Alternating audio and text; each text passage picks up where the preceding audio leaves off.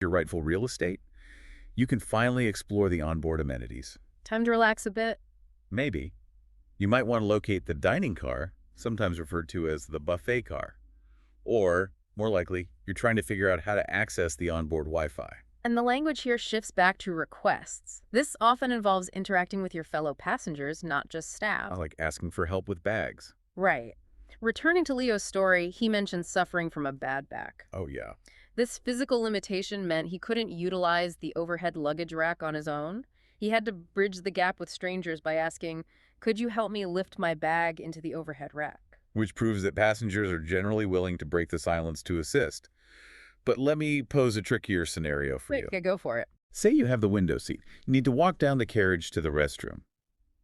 How do you politely ask a complete stranger to guard your laptop or your bag without making it an awkward imposition? Oh, that's a classic dilemma. It requires a really delicate balance of trust and deference. So what's the phrase? You turn to your neighbor and you ask, "Could you watch my stuff while I go to the bathroom?" Using could again. Yes. Using the modal verb could transforms it from an assignment to a favor. It implies mutual trust within the confined space of the carriage. And occasionally, that small request breaks the ice, right? It opens the door to small talk. Like, is this your first time on this route, or are you traveling for business? Small talk serves to humanize the transit experience. It can be lovely, but the sources also map out the sociolinguistic escape hatch for when you do not want to talk. The polite exit strategy. My favorite part. It's essential. If the person next to you is overly chatty and you just want to read your book, you can't simply tell them to stop talking. That would be a huge social violation. Right. So the universally accepted maneuver is to say, "I think I'll try to get some sleep now," followed by visibly putting in your headphones. I think I'll try to get some sleep now.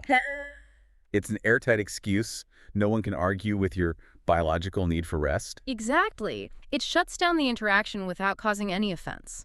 So the journey is proceeding flawlessly.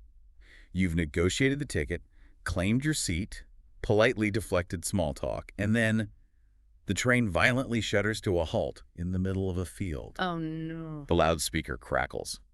This is the final trial. We have to prepare you, our listener, for when the system breaks down. Trouble on the tracks. When the system fails, your vocabulary is put to the ultimate stress test. Where do we even start? Well, the very first thing you must decipher is the scale of the failure. Is it a delay or is it a cancellation? And that distinction completely dictates your next move. Absolutely. A delay implies the contract is still valid, it's just paused, the train is running late, but the journey will eventually happen. A cancellation, though, means the contract is voided. The train will not run at all. So what do you do? If it's canceled, you have to pivot immediately to the information desk to initiate a completely new transaction. You're either asking for a refund or requesting to be rerouted on an alternative train. Dealing with delays, though, that is a distinct psychological torture because of the uncertainty. It's the waiting that gets you. Right. One of the sources highlights a scenario involving the Chennai Express. A passenger approaches the railway inquiry desk. The train was scheduled for 5:00. I remember this one. The passenger points out it is now 15 minutes past 4. Wait, let me clarify. The transcript specifically has the passenger noting it's a 4:15, and the 5:00 train is nowhere in sight, only to learn it's actually running more than an hour behind schedule, so it won't arrive until way past 6:00. The tension in that transcript is palpable. It stems from the asymmetry of information. Because the staff knows more than the passengers. Exactly. The railway worker defends the system by stating they made an announcement 20 minutes prior, but the passenger completely missed it. And then what happens? The worker then deflects by telling the passenger to check the notice boards. It perfectly encapsulates the chaos of a delay. You are trapped, basically oscillating between staring at a static board and straining to hear a crackling speaker. And delays rarely exist in a vacuum, do they? They create a domino effect, particularly if your journey involves a connection, which is that precarious act of transferring from one train to another. Connections are inherently stressful. Right, because if that first leg is delayed and you miss your connection, who holds the liability? This is a vital piece of consumer knowledge from the sources. If you miss a connection due to a delay caused by the transit authority, the liability is theirs. So you don't have to buy a new ticket. No. You must go to the desk and state clearly, "I missed my connection because my train was delayed." Establishing that causality. Exactly. Knowing how to clearly articulate causality forces the company to honor the contract and rebook you on the next available service at no additional cost. That is so important to know. But beyond delays, there is also the vocabulary of acute safety protocols. Hmm. Like, you're taught to scan for an unattended bag, which is a really specific phrasing for potential danger. Or, in a dire situation aboard the carriage, knowing how and when to pull the emergency cord. But navigating those high-stress moments reveals a very subtle grammatical nuance in English, doesn't it? It does. When you are frantically trying to communicate during a disruption, you have to choose between four verbs that seem identical but operate very differently. Tell, say, speak, and talk. Let's break the mechanics of those down because they trip up almost everyone. Sure. So tell is directional. It requires a target. You tell the conductor or you tell me.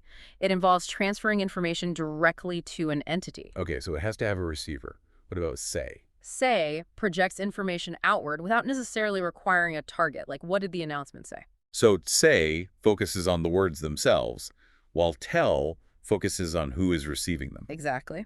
Then you have speak, which denotes formal communication or capability. Like, I speak English. Right. Or the station manager will speak to the crowd.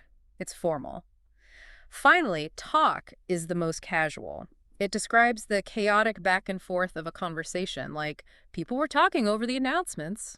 Let's apply that to the most universal train problem, the underwater robot voice. Oh, the worst. The station loudspeaker clicks on, a voice mumbles something completely unintelligible and abruptly clicks off.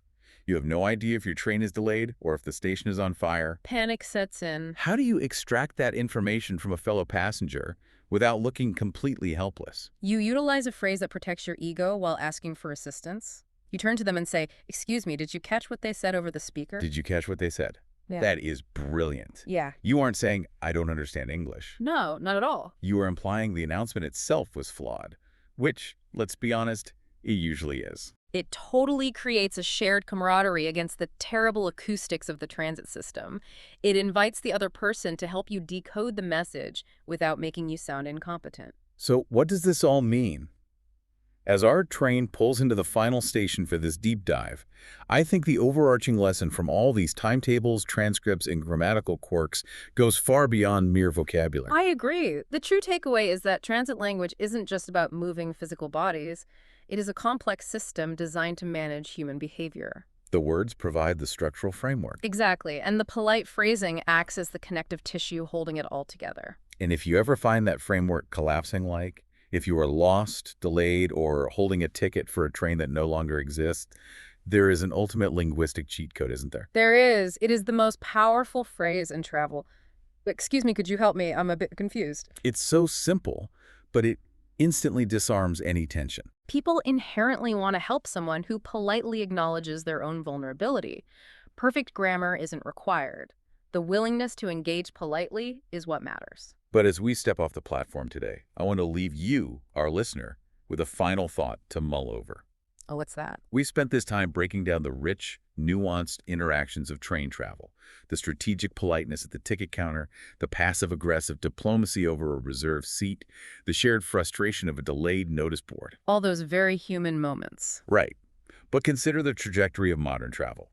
With the rapid expansion of app-based navigation, digital e-tickets, and silent tap-to-pay turnstiles, are we engineering these interactions out of existence? Oh, wow. That points to a much broader issue. We're basically trading human friction for digital efficiency. Exactly.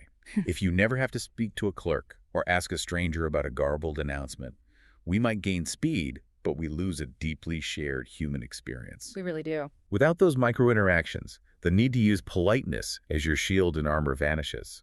The vibrant obstacle course just flattens into a silent, solitary line. It's a bit sad to think about. It is. Think about what is being lost the next time you simply tap your phone against a glass screen to board. Until next time, safe travels.